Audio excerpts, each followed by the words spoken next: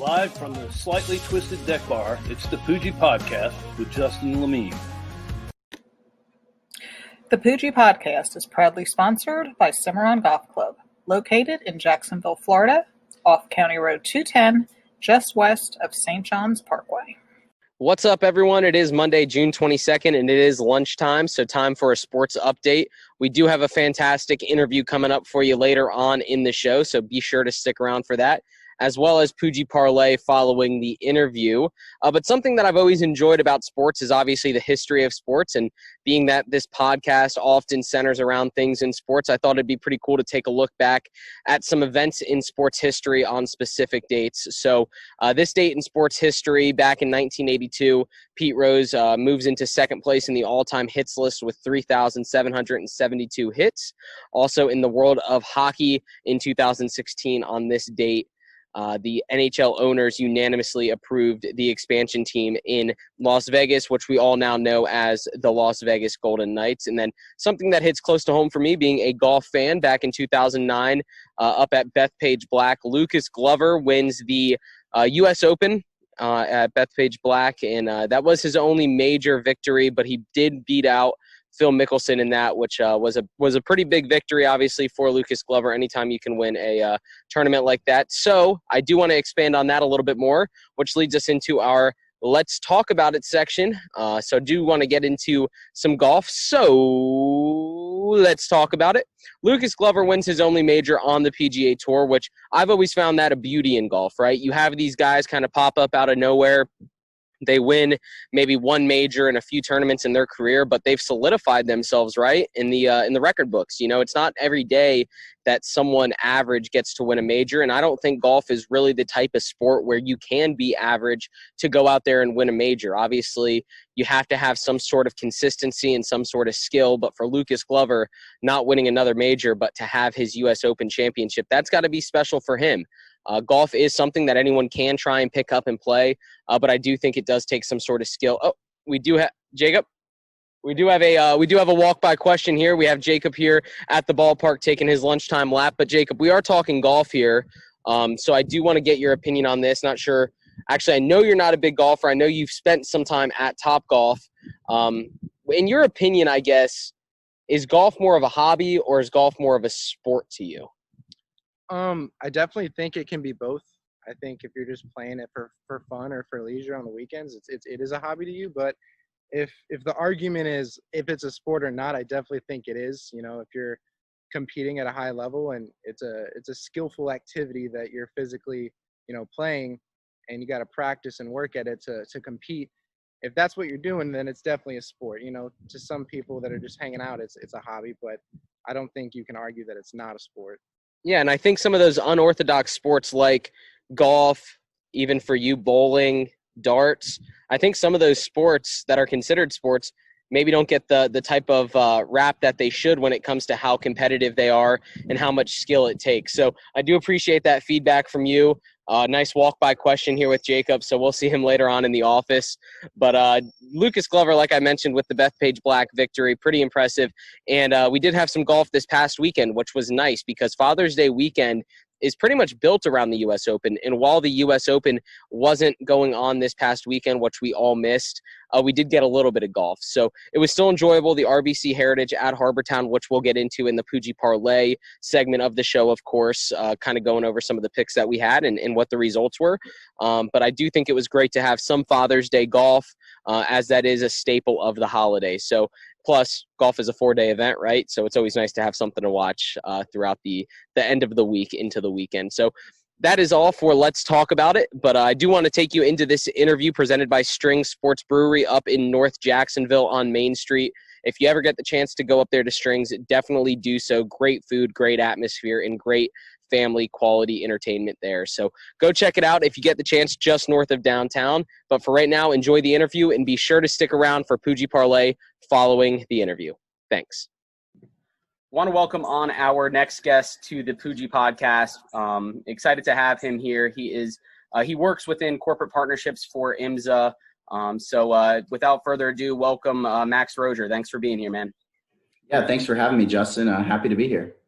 For sure. So I know IMSA is involved with auto sports, motorsports. Kind of take me through exactly what it is for those that might not necessarily know what it is compared to maybe NASCAR, Formula One, things like that. Yeah, so before kind of going into this spiel, I just have to make my PR people happy and say all opinions on this podcast are my own. They don't reflect IMSA or NASCAR as a corporate entity. But basically, IMSA is the International Motorsport Association.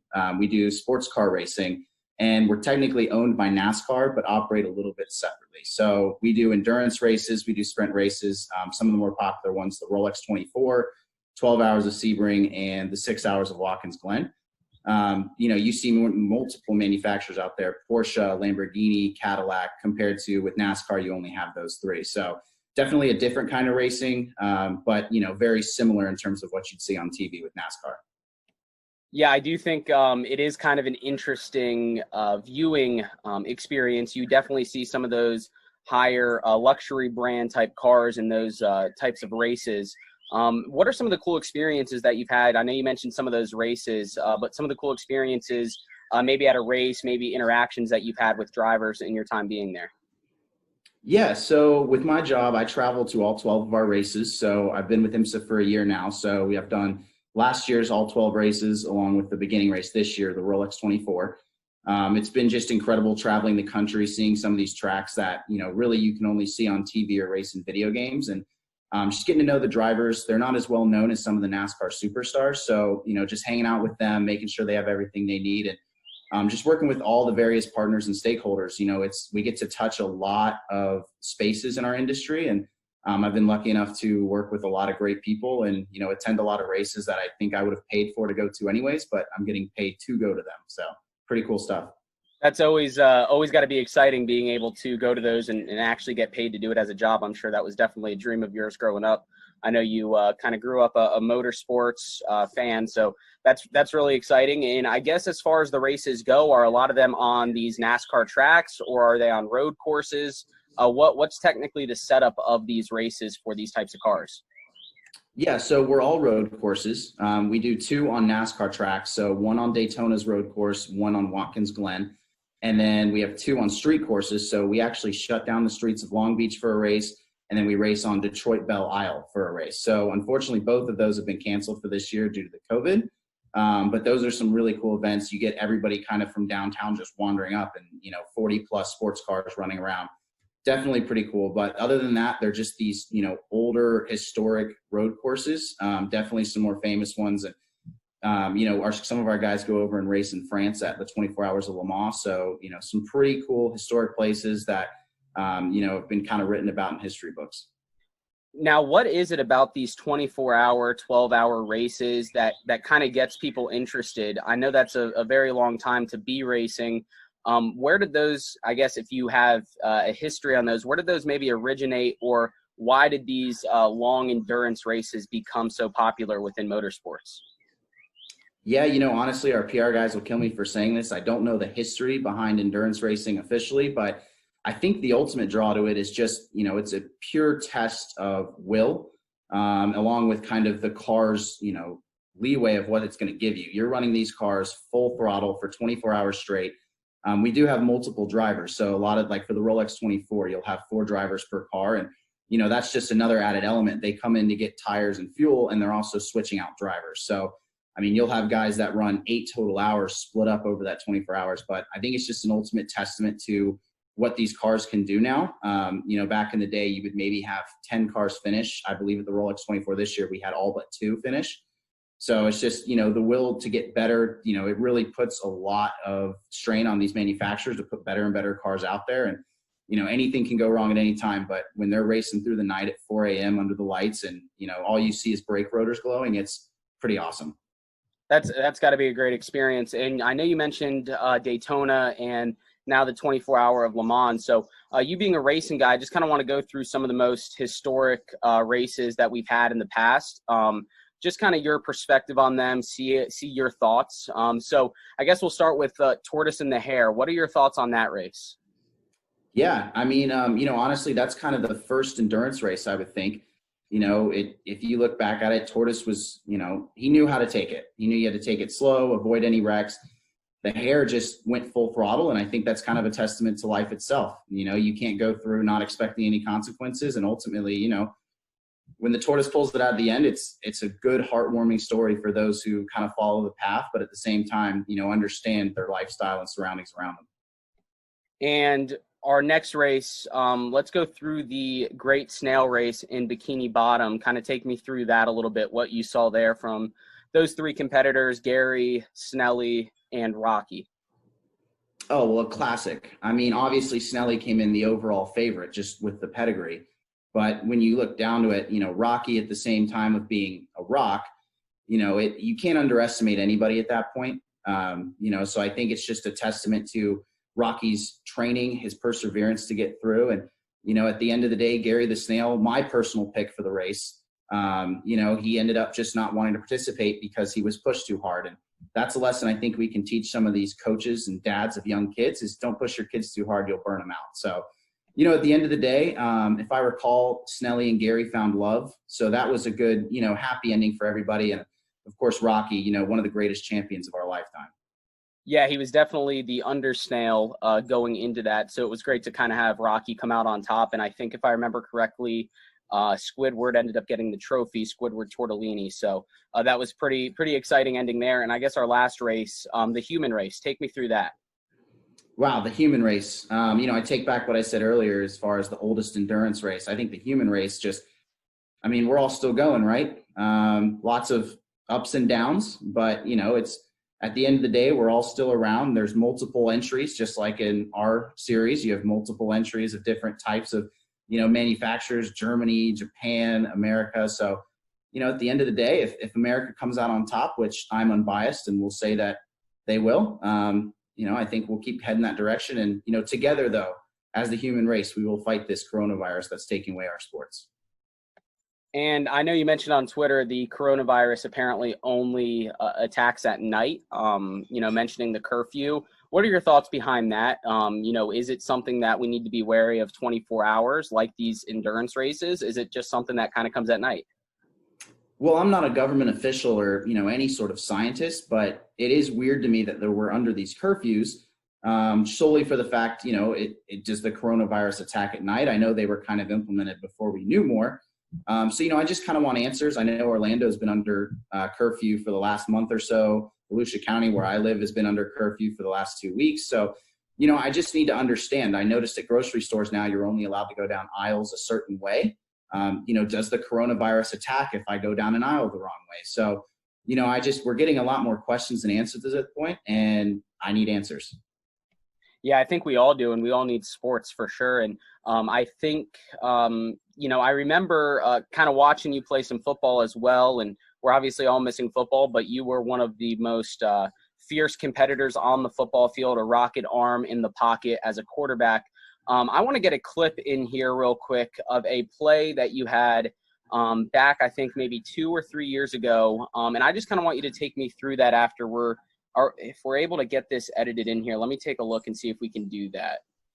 All right. Yeah, I think we'll be able to do that. So, let's go through this and see if we can kind of analyze this play.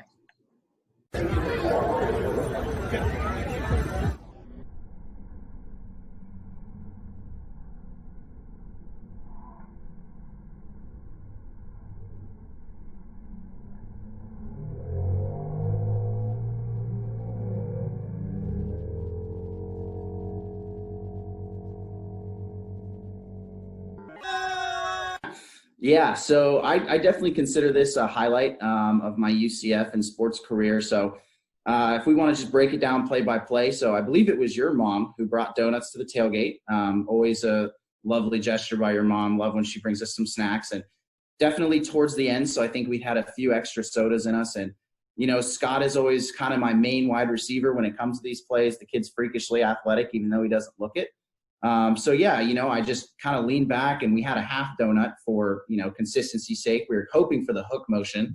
And, when you get that nice Frisbee toss and a good wide receiver, it's, boom goes the dynamite, hooked it right in his mouth, and, Scotty got a donut. So, definitely had to ice the arm the next day. We had a couple practice throws before that, but all in all, definitely glad somebody caught that on video for sure. And any time Scotty catches a donut, it's a good day for all of us. But anytime there's a pass that beautiful, it's even better. So it was definitely a nice play. And I think that takes us to the end of it. But I will say, I guess my last question for you is, what are you if you're not first? Oh, you're definitely last. And that's going to do it for us. Thanks, Max. Thanks for being here, man. Thanks, Justin. I appreciate it. So again, thank you to Strings Sports Brewery up in North Jacksonville, just north of downtown, for their support and for sponsoring the interviews for the podcast.